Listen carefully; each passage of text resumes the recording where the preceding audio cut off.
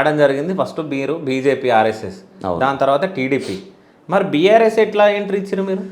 ఇప్పుడు టీడీపీలో అలయన్స్లో ఇక నాకు టికెట్ రాకుండా పోయింది. కొందరు మా పార్టీలనే రాకుండా చేశారు అప్పట్లో. ఇక అప్పుడే కేటీఆర్ గారు కేటీఆర్ గారి దగ్గరికి పోవడం జరిగింది. కేటీఆర్ గారికి ఒకరితో చెప్పడం జరిగింది. నాయన నరసింహారెడ్డి గారు ఉండే కదా, చెప్పంగానే ఇమ్మీడియట్ నాకు ఎస్బీ ఇంటెలిజెన్స్ వాళ్ళు ఫోన్ చేశారు. ఓకే, మీ బయోడేటా మీదేంది, బ్రహ్మాండంగా మీ రిపోర్ట్ ఉంది, మీరు వచ్చి కండవ కప్పుకోండి అని చెప్పారు. నేను ఇమ్మీడియట్ పోయి కండవ కప్పుకున్నా. 2 డేస్లో బీఫామ్ ఇవ్వడం జరిగింది నాకు. ఓకే, జాంబాగ్. ఇది ఏ ఇయర్? 2016లో. సో ఏం జరిగింది? నాకు ఇది ఇంట్రెస్టింగ్ ఉంది, అంటే నాకు కొన్ని తెలుసు. సో 2016లో మీరు జాంబాగ్ నుంచి కార్పొరేటర్గా గెలిచిరా?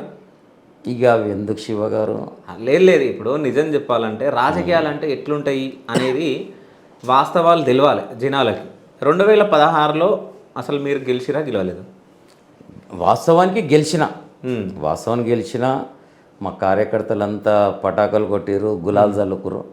కొద్దిగా హైకమాండ్ ప్రెషర్ అంటే ఏం లేదు.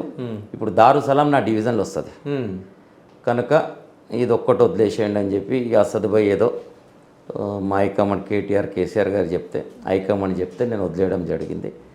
హైకమాండ్ మాట నేను పెట్టినాను. హైకమాండ్ ఏ విధంగా చెప్తే ఈ రోజు కూడా నడుస్తున్నా, ఆ రోజు కూడా నేను హైకమాండ్ చెప్పింది నేను నడుచుకుంటూ పోతూనే ఉన్నాను నేను. ఓకే, కాదు ఇప్పుడు గెలిచిన తర్వాత వాళ్ళ హైకమాండ్ చెప్తే మీరు ఎట్లా ఒప్పుకుంటారు మీరు? ఇప్పుడు ఎట్లుంటుంది శివ గారు, హైకమాండ్ అంటేనే ఏది చెప్తే అది దాని కట్టుబడి ఉండాలి, నా పద్ధతి. ఓకే, నేను ఈరోజు కొట్లాడుకున్నా అనుకో, నాకు ఈరోజు రామన్న కేటీఆర్ గారు పెద్ద మాట కాదు, ఏం ఆనంద్ భాయ్ ఈ రెస్పెక్ట్ ఇస్తాడు.